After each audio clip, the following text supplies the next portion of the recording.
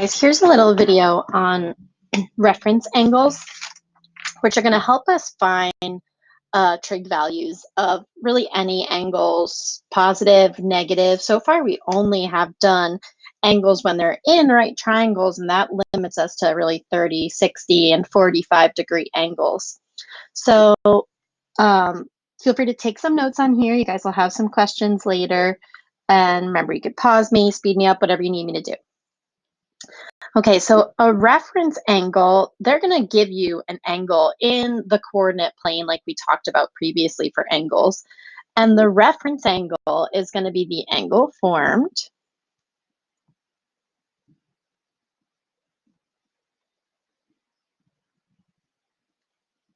between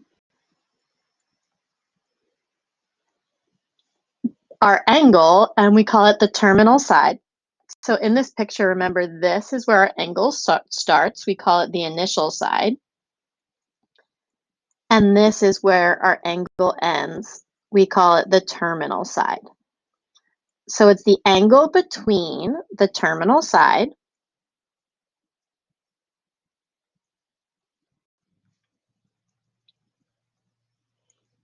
of the angle that we drew and the x-axis.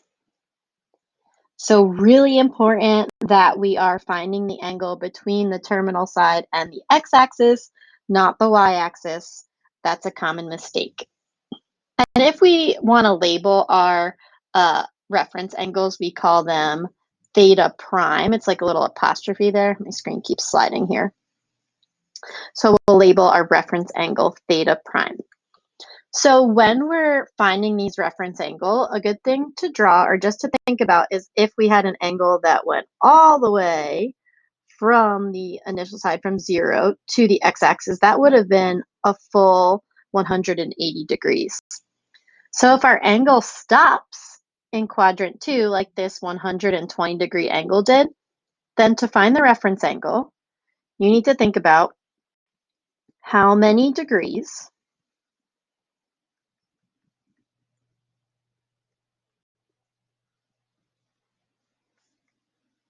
between your angle, so 120 degrees, and the x-axis, which in this case is 180 degrees. That's my phone ringing in the background. I'm just gonna try to pause it. Sorry, guys.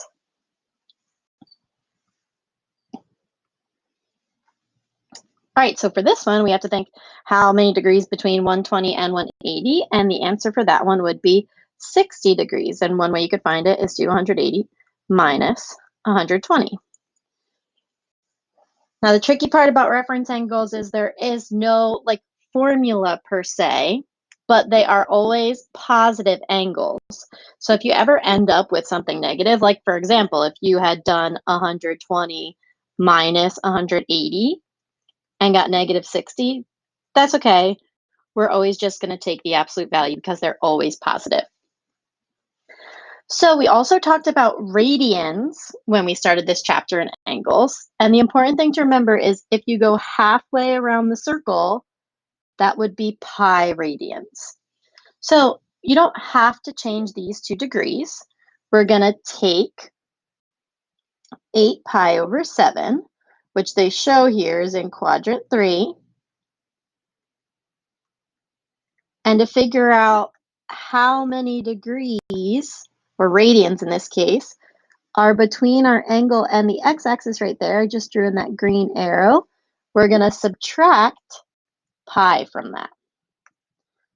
So I'm going to get my common denominator here by multiplying by 7 over 7. And then I'm going to subtract. So 8 pi over 7 minus 7 pi over 7 turns out to be 1 pi over 7. And that would be the reference angle there. All right, so just going to do a couple examples here, finding the reference angles. So the first thing I'm going to do is draw the angle that they want. So they want, for this one, a negative 200-degree angle. So remember, negative means we're going down. So this would have been negative 90, That would be negative 180. We're not going quite as far as negative 270, right? So a 200-degree angle is pretty close to negative 180. Okay, and then we're trying to figure out how many degrees are between the end of our angle and the x-axis. So again, there's no real formula for this. We're just trying to think about the difference, and this guy over here would be 180. But if we're going the negative direction, you should throw the negative on there. So I think there's 20 degrees between negative 180 and 200.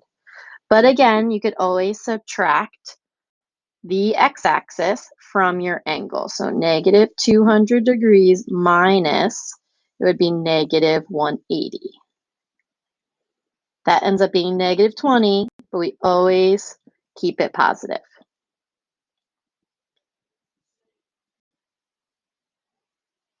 So our answer for this one, our reference angle, is 20 degrees. All right, our next one is, I'm actually going to change this guy to 5 pi over 4. So 5 pi over 4, a couple ways you could figure out where it is. You could change it to degrees, or I know this is pi over here. And you can think that's like 4 pi over 4 if I get my common denominator. So 5 pi over 4 would be in quadrant 3, just bigger than 4 pi over 4.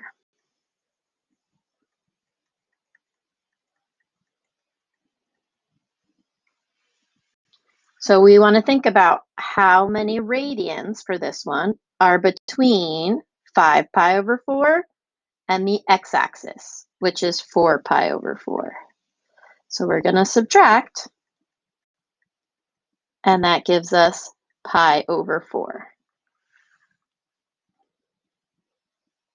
Okay, last one here. So 290 degrees is almost to 360. So this is going to be 290 degrees. We're thinking about how many degrees are left over to get to the x-axis, closest one right there. So this would be, if a full circle is 360, I want to know 360 minus 290. That would give us, in this case, 70 more degrees to get to the x-axis.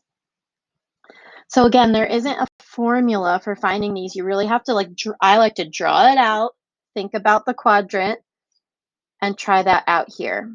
But here are some general rules. You can see if they work out.